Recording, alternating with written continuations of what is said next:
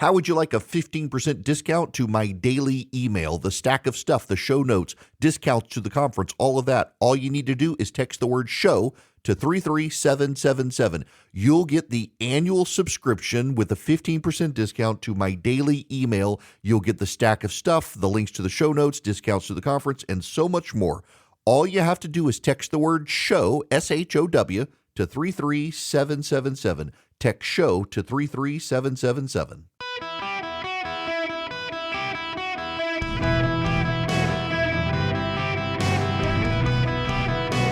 Welcome to the Erick Erickson Show podcast, Hour 1.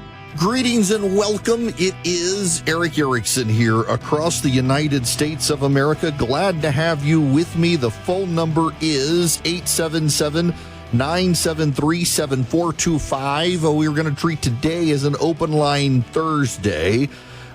Because of my travel schedule, I am broadcasting to you live from my affiliate KXNT in Las Vegas, Nevada. It is hot out here, by the way. It is, in Vegas time, it is 9 a.m., 9:06 a.m. as I start, and it is 93 degrees with an expected high of 109 out here today. It's a dry heat, you say, but stick your head in the oven. That, too, is a dry heat, and see how you like it. Now, we must begin, of course, with Graham Platner's situation. He has now officially dropped out of the race, and he's angry about it. Oh. No. Yeah, having issues with Platner's audio here. That's fine, because it's essentially he blasts the media. He is angry with the American Press Corps for turning on him. And what's so funny is that the American Press Corps is now claiming that they were duped by Platner. This is Molly Young Fast on MS Now. A lot of us, I interviewed him for my podcast. I've talked to his team.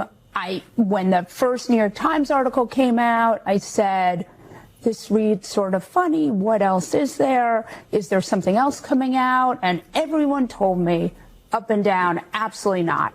And I think all of us heard that same thing from him, from his team. Nothing else coming out. This is clearly a misunderstanding. There's nothing more coming out. We were sold an arc, right? A character arc of a person who had blacked out, but now no longer did that behavior. Now, I should have asked him when I interviewed him if he was drinking still, because there's only one way you get those blackouts, and that's from drinking. And so the idea we were sold this character arc, this person who gets better, who got better, but he wasn't maybe better. I'm sorry. These people claim to be duped now. They claim to be duped. There were plenty of people on the right and among centrist Democrats, the establishment Democrats, who kept saying, there is more coming, there is more coming. I knew there was more coming. There, by the way, if he stayed in the race, and this is really why he's getting out, because there was more to come if he stayed in. There was lots more to come if he stayed in. This is the chairman of the Progressive Change Committee, the co-founder, rather, who's very upset with Platner dropping out here. I don't think his campaign team even supported him putting that type of video out. You know, I would be the first to acknowledge that there is a battle for the soul of the party going on within the Democratic Party. I'm from the economic populist wing wanting to fight corporate power for the little guy. But even one of our heroes, Elizabeth Warren, made clear to Graham Platner about a month ago, when he came to talk to her and other senators, you know, people have marriage problems, but can you assure us that there is nothing related to consent or violence about to come? And he gave her that assurance. That was the line in the sand, and that is a good line in the sand for Democrats to have, and he violated that line. And now we have to move on, and we have to do, you know, with what just happened in mind, choose a candidate. And, you know, maybe in this case, in this race, we don't go with an untested candidate. Maybe less the beer manufacturer guy who nobody knows anything about, and maybe more someone like Shanna Bellows or Troy Jackson. We'll see. But yeah, that was a tragic video. A tragic video. My buddy Chip Roy on Fox News yesterday talking about for the Senate candidate, and I think generally seems to be about as good as their vetting process for illegal aliens and gang members that they're letting roam the streets of the United States. That's because they've got a cult of personality approach, both for themselves but also in reverse, that the entire reason for being, if you're a Democrat, is hatred of Donald Trump, hatred of Republicans who stand alongside President Trump. Yep. That's right. They vetted him like they vet the MS-13 gang members they let come into the country. Now, there's a larger issue here with Platner. His tirade yesterday was deeply angry and unhinged, and I'm sorry that the audio quality isn't quite right on the file, but I couldn't play you the whole thing because of the rage and profanity from Graham Platner. He feels like the media set him up and the Democrats set him up. Here's the thing. The guy is clearly a narcissist and a psychopath and a liar. A repeat liar. By the way, for Molly Youngfast to say, well, I guess he doesn't drink anymore. There are literally pictures of him in the last 6 months doing fundraisers with drinks in hand. But they wanted to believe. And now they have to do damage control. And the media tried to cover for him. I mean, Molly Youngfast, they put him on the podcast. They tried to rehabilitate his image, and he assured them there was nothing else. Here's a standard rule of thumb in politics. And again, I ran political campaigns. I actually ran political campaigns. I ran a political campaign for someone who turned out to be not a great person and was encouraged to actively get away from that guy. And what I can tell you is that when you sexually assault someone, it's not a one-off thing typically. When you have a pattern of behavior. Graham Platner had the pattern of behavior. It wasn't just one woman. It was multiple women. Over time, multiple women.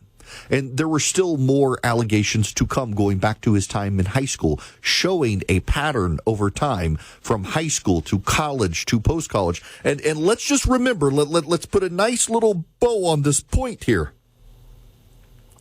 When Graham Platner was asked about his comments on social media, he said those were the comments of an angry young man. Those were the comments of an angry young man. When Graham Platner said those comments, he was 36 years old. Now, I realize that when you're in your mid-30s, you still tend to think that you are a young person because you're younger than 40, you're younger than 50, you're not even halfway to 100. Some people who work for me like to point out that I'm now closer to 100 than 0, and they get fired when they do. Looking at somebody right now who makes that comment. But also, you're not young. You're an adult. You are a grown person with grown people responsibility. You're not Peter Pan. Graham Platner seems to think he's Peter Pan, and he has no culpability for comments he made when he was in his mid-30s. Because he was just an angry young man at the time when he was in his 30s. The real issue here, though, is Graham Platner would still be in the race if the Democrats thought he could beat Susan Collins. This is Brad Todd on CNN. Brad, where do you think this race goes from here? Well, I think, by the way, the race should have gone to this spot a long time ago. I mean, all those things that Gretchen just outlined are exactly true about Graham Platner, and they were true before this weekend. If you look back at the New York Times on June the 4th, he said that if someone broke in his house, he would rape them to show them he was dominant. So we heard he was physically abusive by a corroborated story from a longtime girlfriend. But Democrats in Washington and in Maine just ignored it. The Sheldon Whitehouse, the senator from Rhode Island, said, those accusations came from a Republican operator, so he didn't think they were anything to worry about. Graham Platner's been bad all the way from the start. And the only difference was this weekend, there were polling numbers came out that showed he might be losing to Susan Collins. His cardinal sin to get dumped by the Democratic Party is looking like he might lose. And I think that where this race goes from here, I mean, Maine Democrats are going to pick someone else awful. Yeah, they probably will. They probably will. But I would caution you, please, don't get super confident about Susan Collins. I mean, this is not a good year for Republicans. Who knows that they may pull someone, they just might pull somebody competent out. I mean, not super competent, mind you. But also, here's the thing. What's going on here, there's a meta commentary, if you will. And I hate using that phrase, but it applies here. This really is the same thing on the Republican side. There's an anti-establishment vibe happening within the Democratic Party. And part of it is the base does not believe that the Democratic Party has sufficiently stood up to and fought Donald Trump. And they have convinced themselves over time that Donald Trump is an authoritarian threat to democracy, and they must kill democracy to save democracy. They must do what they must do to stop Donald Trump. And so they have desperately decided to do anything and everything they possibly can do to make sure that they defy him with candidates who will fight. Graham Platner will fight. Graham Platner's women are willing to fight women. Graham Platner's willing to no bounds. Put him in a porta potty and Lord knows what will happen. And they don't think that the establishment of the Democratic Party is sufficiently willing to do that. And the problem here is that the establishment is ruthless. Lots of rumors circulating about Mitch McConnell. I know multiple people who say they have talked to him. I think they're credible people. I don't know what's happening. I have no inside knowledge there. What I know is this. When I was a conservative fighting alongside Jim DeMint and others trying to move the Senate Republicans to the right, Mitch McConnell and the establishment Republicans were the most relentless, persistent, ruthless fighters. They fought because they believed, and by the way, they turned out to be right, and you may hate Mitch McConnell, but he turned out to be right on this point, that a lot of the untested conservative candidates that were being put up against the establishment ultimately had deep flaws. And you may not like the establishment message, you may not like the establishment, but you got to find good people who can win.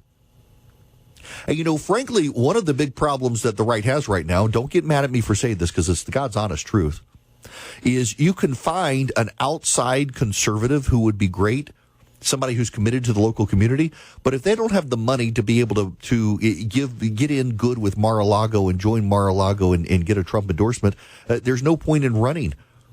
I mean, some of these hacks who run on the Republican side, they get people close to Trump on their campaign, they hire them, and they get in good with the Trump campaign, and you get more of the same. And you can't get the outsiders you might want who would be solid candidates, the sort of people you say should run for Congress, but they don't bother because they're not going to do the things that need to be done to essentially bribe the people around the president to get a presidential endorsement, because that's not how they operate, because they're honest and ethical. The sort of people you say you want in Congress, you can't get on the Republican side right now because they're too honest and ethical to do the things you think they need to do. So you get people who are just like on the left, and you wind up with your own Graham Platners on your own side. Got allegations about Max Miller in Ohio right now, an incumbent congressman, that are not good. Married to a senator's daughter with all sorts of allegations about him.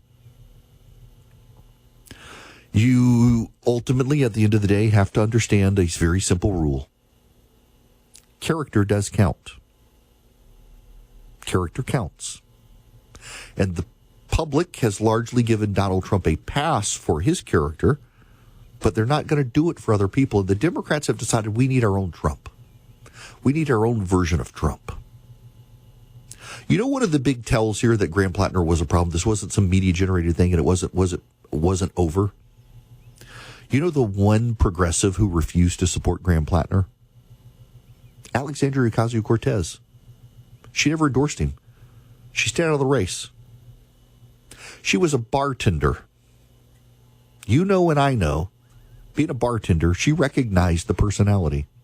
She recognized that guy and understood he was bad news. She hasn't said it, she has implied it, and those around her have come out and said that she knew there were too many issues based on his behavior and her interactions. She stayed out of the race. See, the issue here is Alexandria Ocasio-Cortez has, to a degree, a manufactured background, but she was a bartender. She did work in bars. A lot of these people who are on the Democratic Party side who want men to connect to men, they've decided that they need to go out and need to find creeps and weirdos. The neurotic white women of the Democratic Party and the gay men of the Democratic Party who are in charge of the party have decided that you got to find the creeps and the abusers to connect. And if that's the case, if that's the argument, you're going to find more people who are as abusive and weird as Graham Platner and try to think that those are the people who connect to the blue-collar working party people that you want, and you're going to keep falling into the trap. The Democratic Party right now is controlled by neurotic white women and gay men. They don't really understand how to connect to the heterosexual blue-collar white men of America that they claim their party needs to win, and they're going to keep falling into this trap over and over and over. Welcome. It is Erick Erickson here. We're doing this as an open line Thursday. I'll get to your phone calls here in just a bit. 877-973-7425.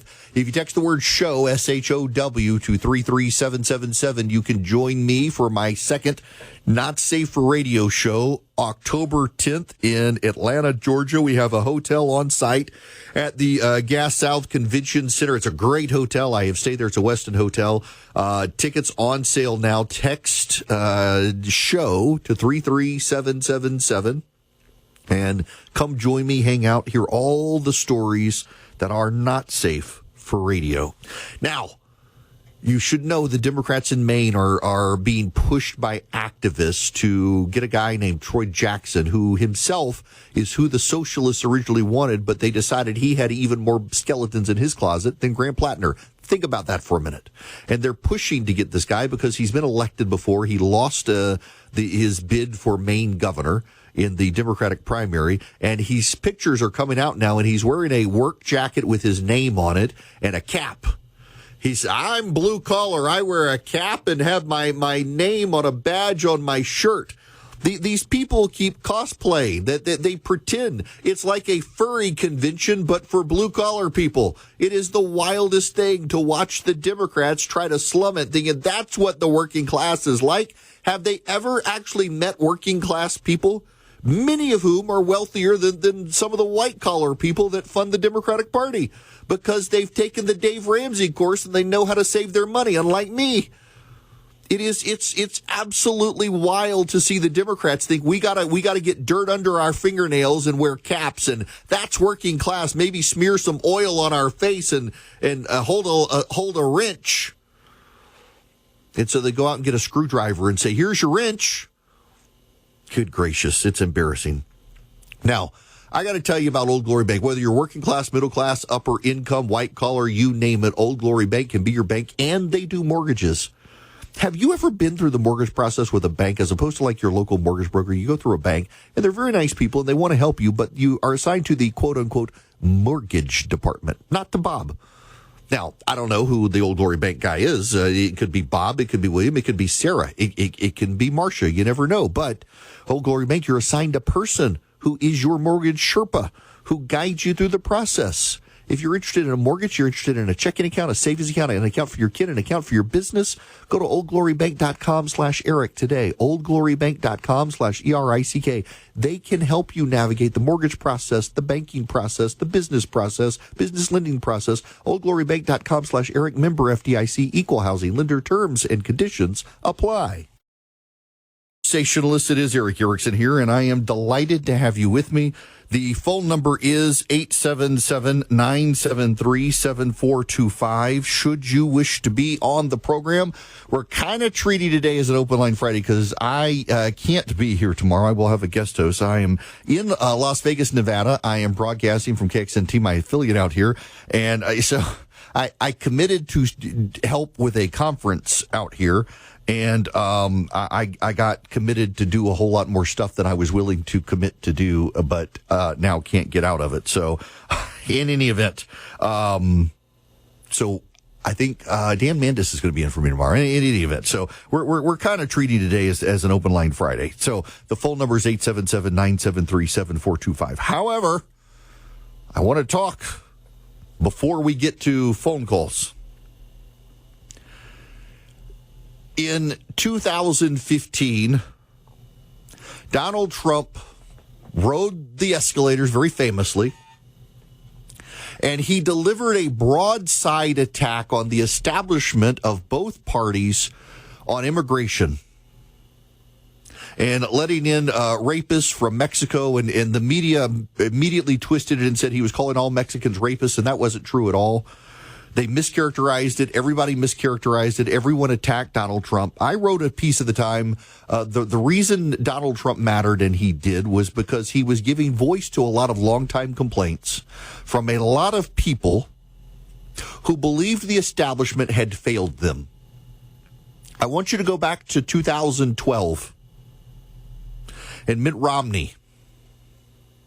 Mitt Romney ran for president, and people accused him of being too nice to Barack Obama. They wanted a fighter, and to an extent, Donald Trump was the guy who they said was the fighter. Donald Trump was the fighter. But it really wasn't that Mitt Romney didn't fight. It was that Mitt Romney, to a degree, pulled punches he shouldn't have pulled, not in the name of being nice, but in the name of being a voice of the establishment. And a lot of it had to do with immigration. And if you fast forward, the party conducted an autopsy. Why did the Republican Party lose in 2012? And the reason the Republican Party lost in 2012, according to the establishment autopsy of the Republican Party, was because the Republican Party did not embrace the values of the Democratic Party when it came to things like immigration. And along came Donald Trump in 2016, and he defied the orthodoxy of the Republican Party and won.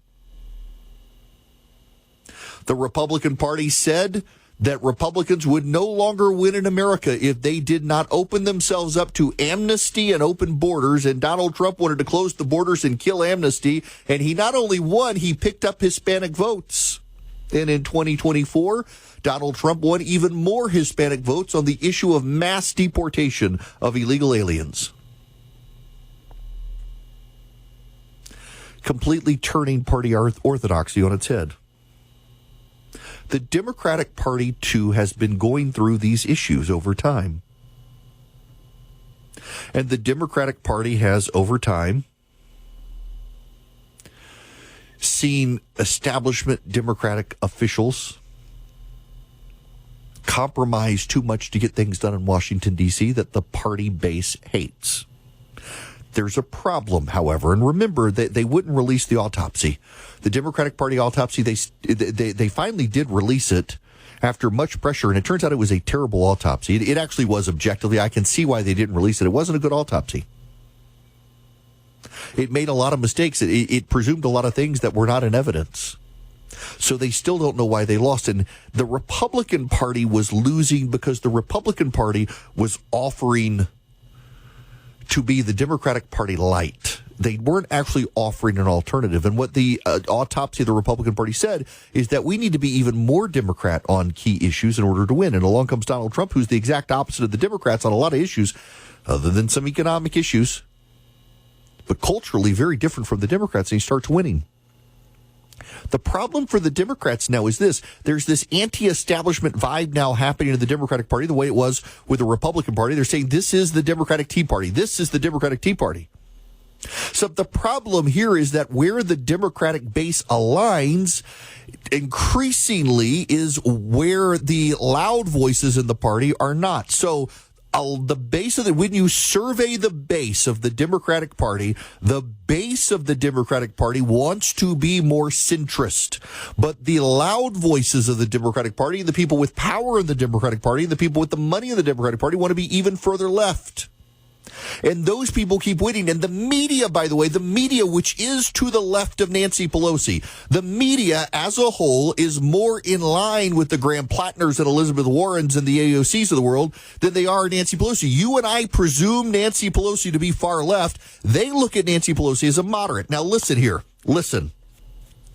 I am telling you the truth, and some of you just can't bring yourselves to understand or even try to listen to what I'm saying. You and I know Nancy Pelosi is on the left of the Democratic Party, and what I'm trying to tell you is that the mainstream media editors and producers who shape the stories and a lot of the anchors are so much further left than Nancy Pelosi, they view her as being centrist. And they are much more open to people like Bernie Sanders, Graham Platner, Darlisa Chevalier, Zoran Mandami. And they think, oh, these people are where America is. They're where I am. Therefore, they're where America is. And when you actually survey the Democratic Party base as a whole, the non-white portions of the Democratic Party and the still working class union member Democrats who just by tradition vote Democrat, they're to the right of Nancy Pelosi. But the press and the fundraising operation and the progressive energy is to the left of Pelosi. Which is why the working class Democrats and the non-white Democrats, they're moving to the Republican Party. It's not that they moved right. It's that the Democratic Party has moved so far left, they've moved centrism left. There's a danger there for the Republicans in continuing to try to be centrist, and that centrism is now to a degree on the left. But you've got to understand the basics there. You've got to understand the basics. And the message of the far left is working for the Democratic Party machine. The people most likely to turn out, the most fired up people. Now, in fairness, there's a danger for the GOP right now. The danger for the GOP is this. The Democratic Party base is more fired up than the Republican base. The Democratic Party base is more likely to turn out. We've seen this for the past year in special elections. The Democratic Party base is far more likely to turn out in November this year. That's a danger for the GOP. Privately, there are pollsters within the Republican Party, not the outside pollsters, but the inside data analysts and pollsters in the GOP who are really worried. They're worried that you could see a +6 Republican district where Republicans should win by 6 points. You could see it go Democrat because the Democratic Party energy is so high. The anger is sustaining them to go vote. And Republican energy is not so high. That's why the Republicans are trying to stoke the flames on communism and socialism right now to get people scared of what could come so that they go vote out of fear. The Democrats are voting out of rage. Republicans are trying to get Republicans to go vote out of fear of what could come if the Democrats get back in power. And by the way, you should be scared of it when you look at what's happening in New York and Colorado. When you look at the Graham Platners of the world, you should be a little scared of where the Democratic Party is headed. It's not exactly headed into democracy. I mean, they had a Democratic election. They nominated Joe Biden to be their nominee for president, and then they cut the legs out from under the voters. And the same thing just happened in Maine.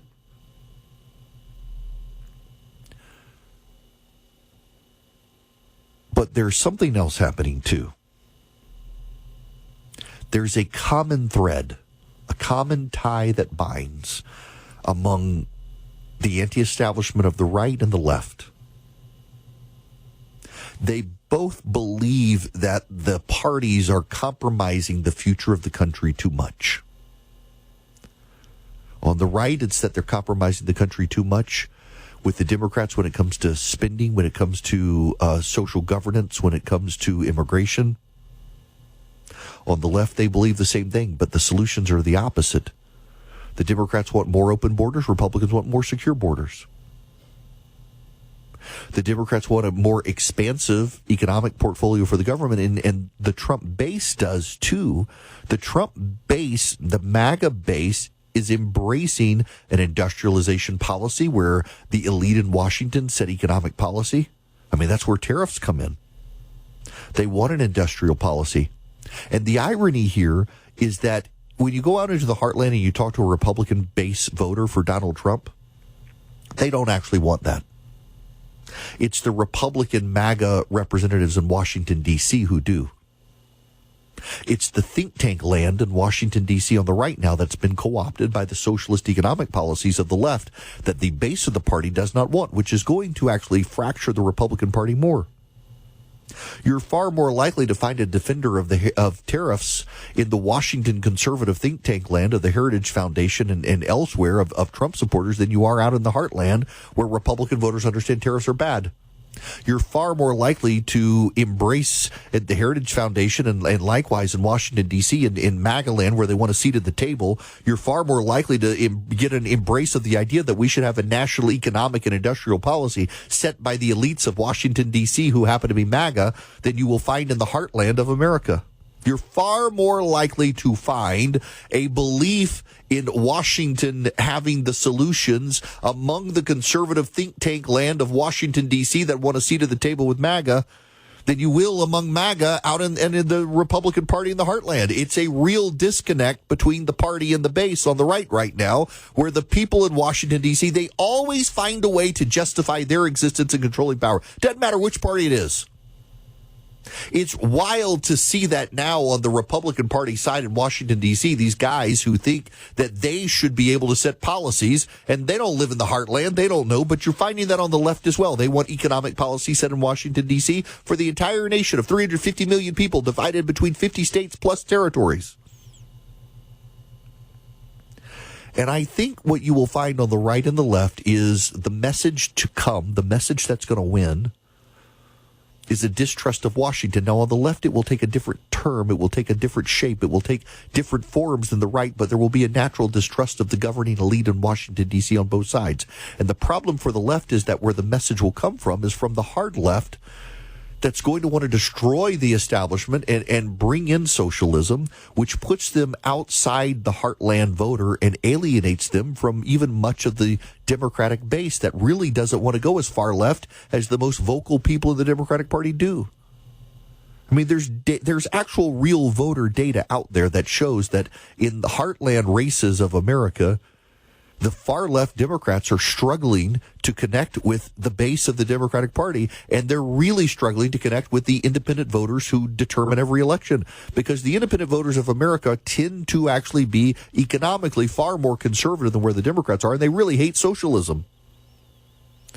And as the Democrats keep losing, they keep alienating themselves further from the people they need to get elected. And that's going to make them even more crazy. That's going to make them even more unhinged. That's going to make them even more violent. Because there is actually within the Democratic Party something that is not within the Republican Party right now, and that is an entire propaganda operation led by the mainstream media to convince them it's not their candidates and positions that cost them. It's just how they talk about those candidates and positions. Where on the Republican Party side, we're all kind of honest with ourselves that when we lose, it's like, yeah, we screwed it. Now, there is that sentiment of, oh, the election was stolen and, oh, we'll never win again because the Save America Act didn't pass. There is this contingent in Washington trying to convince you that every time the Republicans lose, it's because it was cheating. But most Republicans understand, yeah, our candidates sucked or our issue was bad. On the Democratic Party side, it is always, it's just the message. It's never the issues, it's just the message. And, well, that doesn't play well in the heartland where it's actually not the message, it's the issues of these communists running the Democratic Party.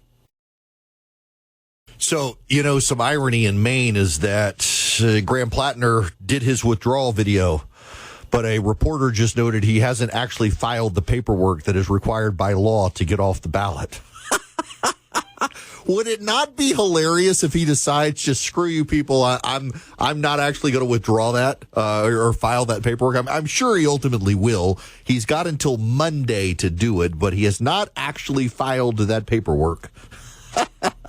This hour of the program is brought to you by Van Allen Golf. VanAllenGolf.com. Text golf to 33777. I'll send you a link. And right now, you can get 15% off all of their equipment at Van Allen Golf. Anything on their website, you can get 15% off. Use discount code ERICK, ERICK, at checkout. Side note here. I need your help.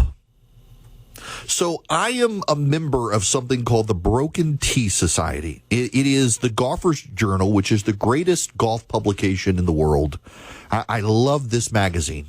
And if you subscribe to Golfer's Journal, you become a member of something called the Broken Tee Society, and they get on some of the most exclusive golf courses in the world, and you can enter lotteries and you go play golf, but also they have really cool swag. I mean, the shirts and the caps, the shoes, the gloves, the golf equipment, the golf bags. It's just really cool stuff. It's a great group of people, and you get their app, and you get in this community of like avid people who they love love golf. And I love it. In fact, I've replaced on my phone, where Twitter was on my phone with the Golfer's Journal, the Broken Tea Society app, so I can get in and talk golf with people. You don't have to talk politics. I don't care what these people's politics are. We all love golf. It's so much fun. But here's the thing. If you text golf to 33777, you'll get my referral link. And you can join and subscribe to the Golf Journal. It's a brilliant magazine. If you have somebody in your family, it's a quarterly publication. But they will send me golf balls for every single person that's referred. And some dude has figured out how to he's got 15 people. 50. I've gotten 5 this year, 5. Some other dude has found 15 people to use his referral link to join Golfer's Journal. And the amount of stuff he's getting, and at the end of the year, whoever has the most referrals gets like a brand new set of Titleist golf clubs. And I need you people to join the Golfer's Journal through my referral link so that I can get golf clubs at the end of the year.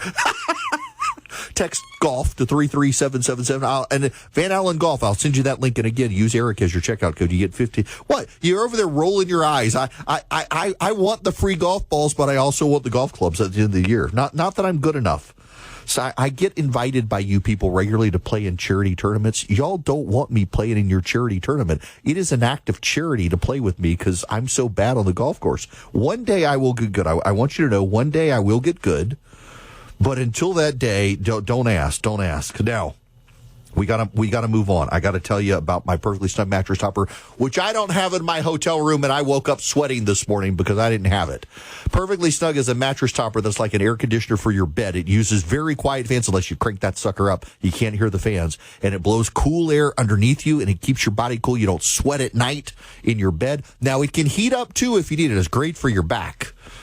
PerfectlySnug.com/Eric. PerfectlySnug.com/ERICK. What you do is you go to PerfectlySnug.com/Eric. You order the mattress topper. You can get twin, you can get queen, you can get king, California king. It's got multiple zones, so you and your spouse, one can be hot, one can be cold. You can set it to turn on automatically, adjust automatically through the night. You control it with your cell phone. It's got Wi-Fi built in, and it works. PerfectlySnug.com/Eric. Save $280.